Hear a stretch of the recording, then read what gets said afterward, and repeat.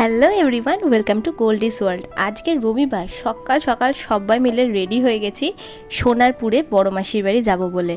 আজকে সবাই মিলে সোনারপুর যাচ্ছি কারণ আজকে আমার মাস্তুতো বর্দার ছোট্ট পুচকে ছেলে ঋদ্ধিষের অন্নপ্রাশন। আর এখানে আমাদের গণেশ কাকা গাড়ি নিয়ে একদম রেডি চলে এসেছে আমাদের পিক আপ করতে। আমরাও সকাল সকাল সবাই মিলে উঠে পড়লাম গাড়িতে। অনেক বছর পর আজকে সোনারপুরে যাচ্ছি, সবারই সাথে দেখা হবে, খুব মজা হবে, এটা ভেবেই আমার ভীষণ এক্সাইটেড লাগছে। যাই হোক, সবার প্রথমে আমরা চলে যাচ্ছি মিয়ামোড়ে।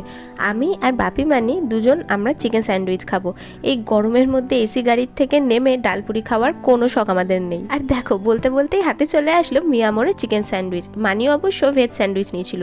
আর মা, অভি, মেশো আর গণেশ কাকা এখানে বেশ আমেজ করে রাধা বল্লভী খাচ্ছে মা শারদা মিষ্টান্ন ভান্ডার থেকে। সত্যি কথা বলতে ব্যারাকপুর কিন্তু রেস্টুরেন্টের জন্য ফেমাস। এত রেস্টুরেন্ট, ব্রেকফাস্ট, ডিনার, লাঞ্চ সবকিছুর জন্য প্রচুর রেস্টুরেন্ট রয়েছে এখানে। এই জায়গাটায় দাঁড়িয়ে মারা একটু চা খাচ্ছিল আর আমি টুক করে ভিডিও করে নিয়েছি। এই যে বিল্ডিংটা তোমরা দেখছো, এই দুটো বিল্ডিং এর মাঝখানে কানেক্টিং জায়গাটাতে নাকি একটা রেস্টুরেন্ট আছে, তার সাথে সুইমিং পুল। এখানে যাওয়ার ভীষণ ইচ্ছা থাকলো। ফাইনালি আমরা পৌঁছে গেলাম সোনারপুরে। আর এইটা হচ্ছে আমার বর্দা, যার ছেলের আজকে অন্নপ্রাশন। এখানে পুষ্প মাসি আর দেবযানী মাসিও চলে এসেছে আমাদের আগেই। ওরা ডিরেক্ট কৃষ্ণনগর থেকে সোনারপুর এসেছে। আর এটা হচ্ছে রিনি, আমার বর্দার বড় মেয়ে, মানে মণি দাদার বড় মেয়ে। আর এখানে বাপি মানি দেখাচ্ছে আমরা কিভাবে এসেছি। এখানে বৌদির বোন, বৌদির মা সবাই আছে। বাড়িতে ঢুকতেই হাতে চলে আসলো কোল্ড ড্রিঙ্কস। আর এই হচ্ছে সেই রসগোল্লা ঋদ্ধিষ, যার অন্নপ্রাশনে আজকে আমরা সবাই এখানে চলে এসেছি। আমি ওর নাম দিয়েছি রসগোল্লা কারণ ও ভীষণ গুগলু গাবলু আর খুব শান্ত, খুব সুইট। তোমরা ওকে কিন্তু একটা সুন্দর নাম দিতে পারো। কি নাম দিচ্ছ সেটা কিন্তু আমাকে কমেন্টে জানাতে ভুলো না। দাদারা এখানে ব্রেকফাস্টের ব্যবস্থাও করেছিল, কিন্তু আমরা যেহেতু অলরেডি বাইরের থেকে খেয়ে এসেছিলাম তাই ব্রেকফাস্টে এখানে করিনি।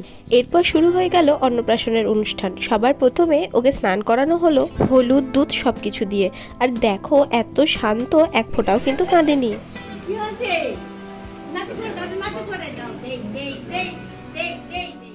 ও কিন্তু সবার কোলে যায়, কারোর কোলে যেতে না করে না, আর একদমই কাঁদে না। এত গরমে আমরাই প্রায় পাগল হয়ে যাচ্ছিলাম। ও কিন্তু কোনো রকম ডিস্টার্ব করেনি, চুপচাপ ভাবে বসে সব অনুষ্ঠানগুলো এনজয় করেছে। এখানে শুরু হয়ে গেছে ওর আশীর্বাদ পর্ব। আমার বড় মাসি মানে ওর ঠাম্মাকে দিয়ে সবার প্রথমে আশীর্বাদ পর্বটা শুরু করা হলো। তারপর ওর দাদু, দিদা এবং বাড়ির যারা বড় রয়েছে তারা সবাই একে একে ওকে আশীর্বাদ করেছে। তো চলো এই আশীর্বাদ পর্বটা আমরা কিছুটা দেখে নিই। তো এখানে ওর দাদু, দিদা, ঠাম্মির পরে ওর বাবা মানে আমার দাদা ওকে আশীর্বাদ করছে। তারপরে চলে এসেছে ওর একমাত্র মাসি মানে আমার বৌদির বোন।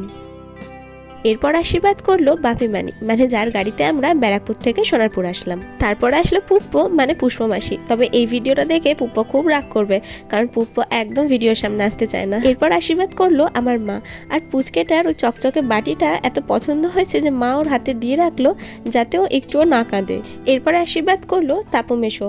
আর সবার শেষে আমি আর অভি, কারণ আমরা দুজন বাড়ির সব থেকে ছোট।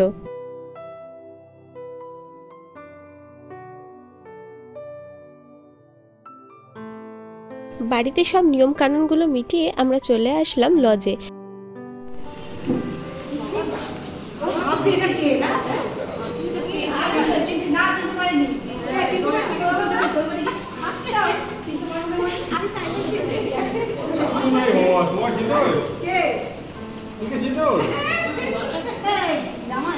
এটা আমাদের জামাই, এটা হচ্ছে ওর জামাই।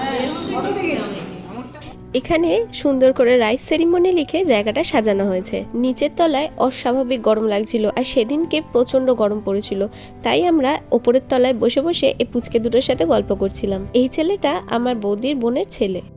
এখানে দাদাও পাঞ্জাবি পরে রেডি হয়ে চলে এসেছে। আমরা এই ঘরটায় সবাই মিলে বসে বেশ গল্প গুজব করছিলাম। আর এই দেখো কে চলে এসেছে, আমার মাস্তুতো দিদির মেয়ে। ওই যে মাসি মেশোর বাড়ি ব্যারাকপুরে, ওনাদেরই মেয়ে, জামাই আর নাতনি। তবে আমরা দুজন কখনো মাস্তুতো বোন হিসাবে কিন্তু মিশিনি।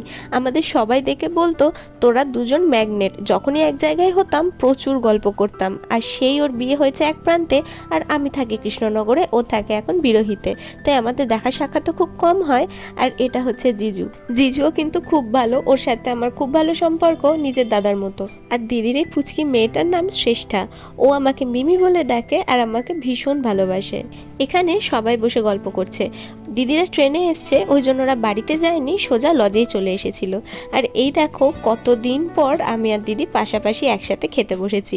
আগে যখন ওর বিয়ে হয়নি বা আমার বিয়ে হয়নি, আমরা তো সবসময় এক জায়গায় থাকতাম, একসাথে ঘোরা ফেরা ঠাকুর দেখা সব কিছু একসাথে চলতো।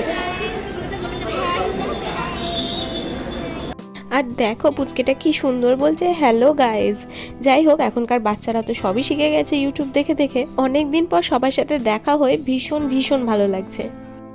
এখানে আমাদের সাথে সাথে মা মাসিরাও সবাই খেতে বসে পড়েছে। খেতে বসেছি ঠিকই, তবে গরমে কিন্তু সবার অবস্থা শেষ।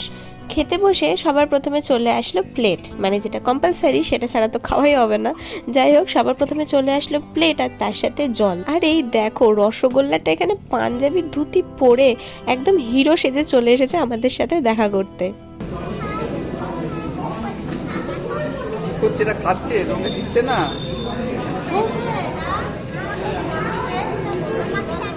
পাতে ততক্ষণে চলে এসেছে লেবু, যেটা গরমে খুব দরকার। তারপর চলে আসলো সাদা ভাত, তার সাথে মাছের মাথা দিয়ে মুগের ডাল। ডালের সাথেই চলে আসলো ঝুরি আলু ভাজা।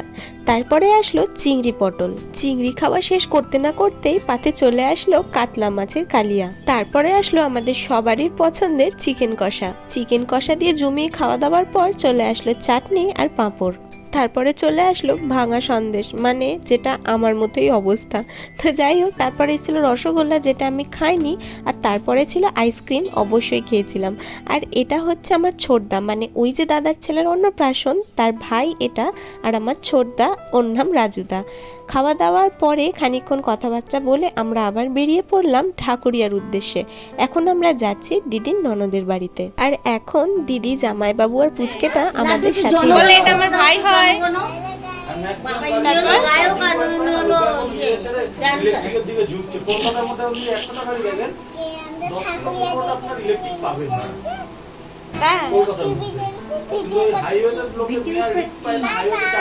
Bye bye. ওই পুচকেটার সাথে যে ছোট ছেলেটা ছিল, ওটা দিদির ননদের ছেলে লাড্ডু। ওদের বাড়ির থেকে বেরিয়ে আমরা এবার চললাম আবার ব্যারাকপুরের উদ্দেশ্যে। দিদিরা অবশ্য নামবে বিরহিতে, মেশো ওদের নামাতে যাবে। আমি, অভি, মানি আর মা ব্যারাকপুরে নেমে যাব। সারাদিন পর একটু ফ্রেশ না হলে আর শরীর দিচ্ছে না। আমি যতবারই কলকাতায় আসি আর বিকেলের দিকে রাস্তায় বেরোই, তখনই আমার এই লাইটিংগুলো দেখতে দারুণ লাগে। সত্যি রাতের কলকাতা আলাদাই সুন্দর। ব্যারাকপুরে নামার কিছুক্ষণ পরে আমার আবার খিদে পেয়ে গেছিল, কেন জানি না। তাই অর্ডার করেছিলাম পিৎজা হাটের এই মিটবল পিৎজাটা, যেটা আমার ওকে ওকে লেগেছে, বলতে পারো অ্যাভারেজ লেগেছে। কারণ এখানকার ভেজিসগুলো বেশ পুড়ে পুড়ে গেছিল, আর চিজের পরিমাণ তো ছিল না বললেই চলে। রাতের বেলা মেশো একেবারে সরাইখানার থেকে রুটি আর আলুর দম নিয়ে এসেছিল। তো এই ছিল আজকের ভিডিও। দেখা হচ্ছে খুব তাড়াতাড়ি পরের ভিডিওতে। এই ভিডিওটা ভালো লাগলে অবশ্যই একটা লাইক করে দিও, চ্যানেলটা সাবস্ক্রাইব করতে ভুলো না কিন্তু।